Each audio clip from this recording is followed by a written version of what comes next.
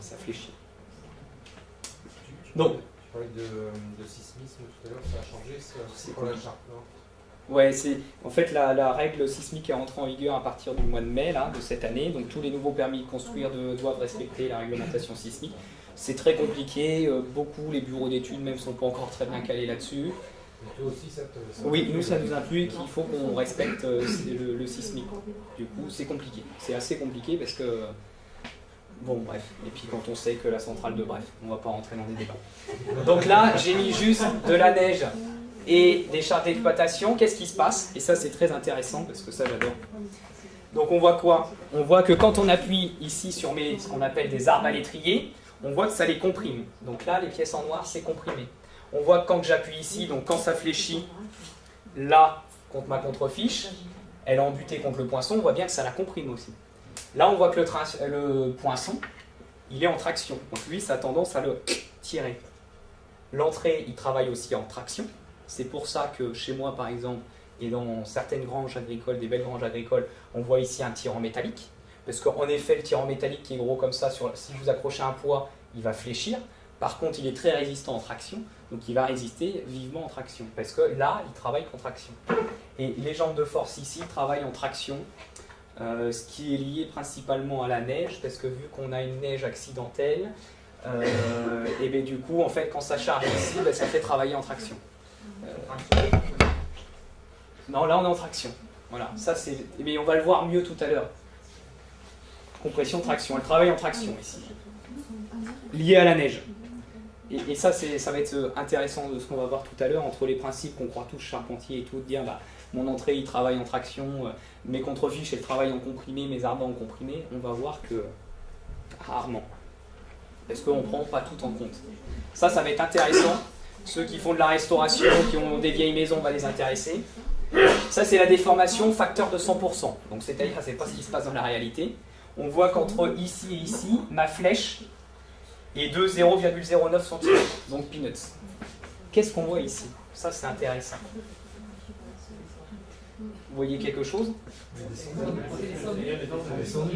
Bah, le poinçon, on voit que du coup, il bute dans l'entrée là. Donc, ça va poser un souci à un moment. Hein? Il coulisse parce que du coup, là, je suis parti du principe que je suis en charpente traditionnelle. Une grosse poutre, et donc j'ai pas de liaison entre... Enfin, je vais vous montrer la photo, ça sera plus parlant. Voilà.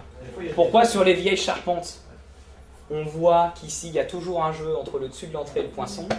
L'explication, elle est là. C'est que quand le bois il travaille, on voit que le poinçon descend, mais pas autant que l'entrée, que si on ne met pas ce jeu-là, le poinçon va buter contre l'entrée, et du coup, ça va lui occasionner une flèche trop importante. Il y a cette raison, et une autre, c'est que quand les entrées sont très importantes, des fois on voit des connexions, il ne faut pas que l'entrée, quand il fléchisse, il emmène l'ensemble de la toiture. Donc tout dépend comment c'est fait. C'est pour ça que rarement, ici, on a, enfin des fois, nous on en met, mais bon, des fois, il n'y a pas forcément d'assemblage ici, enfin de fixation de cheville. Ah oui, il n'y a rien pour les deux. Voilà, il faut que ça coulisse. Ça, attention, ça marche. En fonction de la pente, il y a une mortaise, oui, qui d'ailleurs n'est pas très judicieux. Il vaudrait mieux rien avoir plutôt qu'une mortaise. Même pas poser, rien, un vide. Ça sert à rien, c'est ça. Oui, la mortaise. Un vide, tu veux dire quoi? C'est-à-dire pas de tenon mortaise. Oui, pas de tenon mortaise. Mais par contre, un vide entre ta... Non, pas posé. Si tu poses, ça veut dire que tu touches. Si tu touches, ça veut dire que quand ça va travailler, ça va créer une flèche. Donc il faut bien que tu aies un jour. Donc on est suspendu en fait. On est suspendu, voilà. Pourquoi ça peut aller dans ce sens-là? Oui, mais après, dans ce sens-là, le bois, enfin voilà. Mais quand c'est un entrée, quand c'est une ferraille à la place d'un entrée, ça se passe bien, c'est pas fixé. Oui, alors bon. C'est bien indépendant. Non, c'est sismique, alors ça c'est net. Mais c'est différent. De toute façon, on ne va pas aborder le sismique parce que déjà que les bureaux d'études, c'est leur métier, ils ne sont pas encore bien calés. On n'est pas dans un. Voilà. Et pourquoi donc? Donc voilà. Mais ça, je trouve ça intéressant parce que c'est quand même une question qui revient souvent. C'est pour ça que c'est métallique en dessous de certains poinçons. Oui, quand ils ont été fragilisés dans le temps. Donc moi, sur ma charpente neuve, il a mis un... Oui. Parce que du coup, donc là, ils considèrent que c'est pour ça que ça, moi, je l'avais simulé au début. C'est que si tu veux relier les deux, ben, on va le voir ici tout simplement. Je vous le montre et je vous l'explique après. Là, mon client m'a rien dit. Et puis finalement, il décide de faire une belle mezzanine sur l'entrée ici. Et bien, qu'est-ce qui se passe? Il se passe que du coup, la flèche qui était de 0,09 cm, elle est à 6,37 cm. Donc si on veut pallier ça, qu'est-ce qu'il faut faire? On rajoute une ferrure métallique ici, et on vient relier notre entrée avec notre poinçon. Donc le poinçon ne peut plus descendre. Par contre, il faut être vigilant. Quelles contraintes ça va avoir? Ça va créer quoi? Ça va créer que ça va tirer plus notre poinçon vers le bas, que du coup ça va créer enfin d'autres choses dedans. Donc il va falloir augmenter d'autres pièces ailleurs. Voilà. Donc il faut être vigilant à tout ça, les conséquences de nos gestes.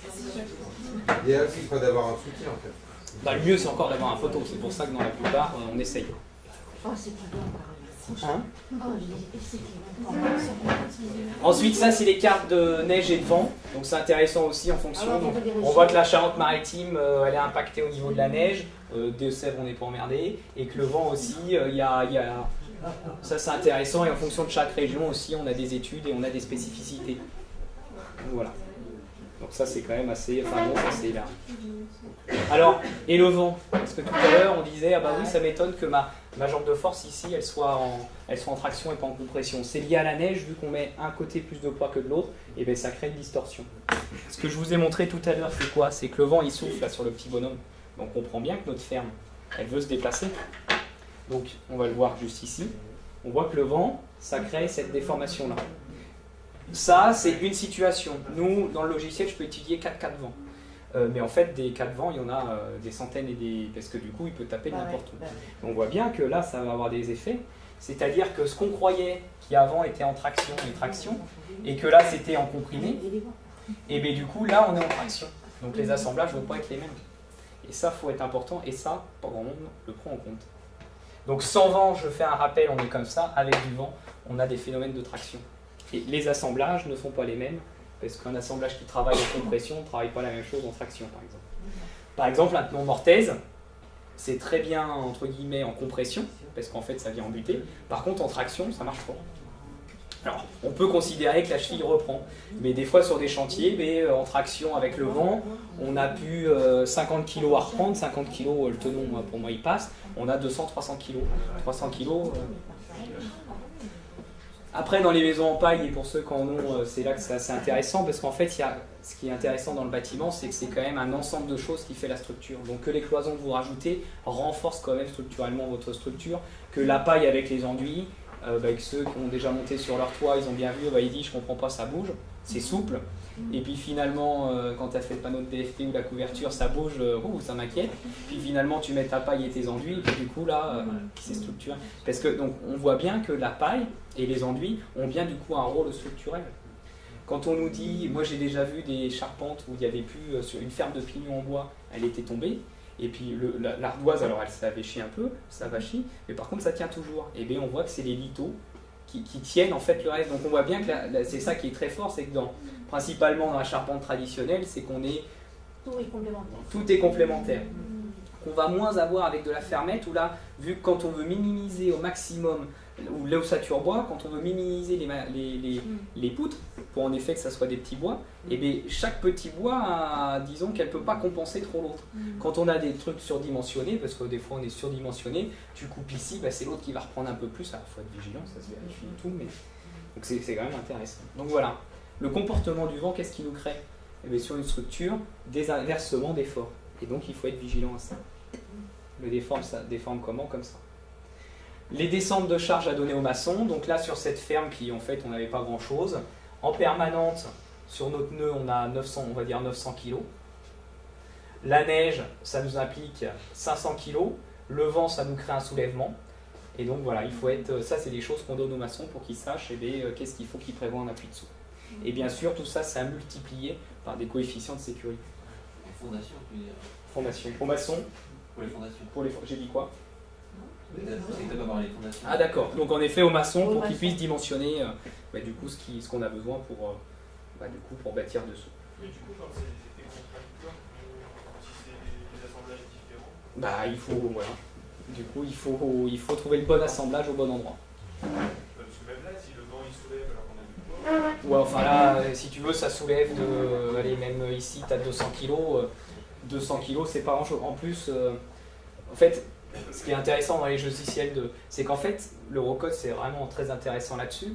C'est que du coup, ils prennent plein de situations, plein de cas, ils disent des fois il peut y avoir 0,9% de la charge permanente, plus 1,5% du vent, et on considère qu'il n'y a pas de neige. Donc ils ont étudié ce cas-là. On étudie que on met un multiplicateur, enfin il y a 1,35, donc on multiplie la charge permanente, on prend un coef de sécurité sur la neige et sur le vent. Donc tu vois, on étudie plusieurs situations, parce que des fois, par exemple, un exemple qui est très intéressant, sur une charpente, ouais,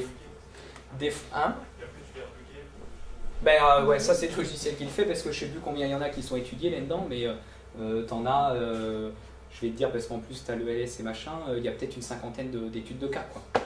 Et en fait, même quand c'est plus poussé, ils étudient par exemple sur une poutre comme ça, avec un porte-à-faux, donc un appui là et un grand porte-à-faux. Ce qu'ils étudient, c'est qu'en effet les charges permanentes, ça fait ça, et du coup là ça va créer ça, donc en plus quand tu appuies là, ça va avoir tendance à se soulever. Par contre, ce qu'ils étudient, c'est que le jour où peut-être que le chantier va être déposé, tu vois qu'il faudra refaire l'entretien et que c'est une toiture végétalisée. Les gars, quand ils vont aller sur le chantier, ça va vous paraître évident, je vais vous le dire là, mais quand vous êtes sur un chantier, c'est pas toujours évident. Bah tiens, on dépose ici, puis le végétal, les bacs de végétal, on va les mettre là, puis on va les mettre là, puis on va les mettre là, et puis on va aller manger. Et puis du coup, qu'est-ce qui va se passer? Bah, c'est que du coup, le phénomène va s'inverser, c'est que du coup, on va créer ça, et du coup, on va créer, bah, du coup, et puis ça va avoir tendance à soulever ici. Donc si l'assemblage là n'est pas prévu, et bien c'est que du coup, ça fait cabane sur le chien, comme on dit dans le métier. Donc, et c'est bien ça. Alors en effet, on peut se dire qu'empiriquement, ça a tenu, etc. Sauf que ce qu'il faut bien qu'on se dise, c'est qu'aujourd'hui, on n'a plus du tout les mêmes besoins et les mêmes fonctions.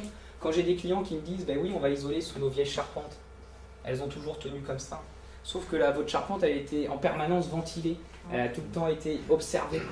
Et là, vous allez l'emprisonner dans un isolant et il va y avoir un taux d'humidité qui ne va pas être le même. Et si en plus il y avait des petites bêtes, parce que dans les vieilles charpentes, du coup elles ont besoin d'humidité pour se développer, donc du coup, des champignons. Donc on peut créer finalement, pour une grange c'est moins compliqué. Par contre pour de l'habitation, il faut quand même être vigilant à ce qu'on fait, et ça reste un métier. Et puis du coup, ça reste principalement aussi du bon sens, parce que là, le bon sens, on voit que si on met de la charge ici, on comprend bien qu'il peut y avoir un basculement là. Mais c'est que des fois, dans le feu de l'action, et puis c'est pas toujours évident, quoi. Puis on se dit, sincèrement, quand moi il m'a dit ça, j'ai dit, oui, tiens, en effet, le prochain coup, j'étudierai peut-être cette situation, voir sur des grands porte-à-faux ce que ça occasionne. Je sais plus, j'ai vu que en fait, l'approche par l'Eurocode était plus abordable pour commun des mortels que les précédentes modélisations. Je suis pas bien sûr. Ouais, non, mais c'est ça. Non, c'est imbuvable. Le CB71 non, c'est obligé d'avoir un outil. Il y en a qui le font à la main. Moi, j'ai fait une formation là pendant 6 jours, on a fait des trucs à la main, mais c'est... Si tu veux, après la RDM, donc la résistance des matériaux, le tronc va être commun en tout, enfin c'est de la résistance des matériaux.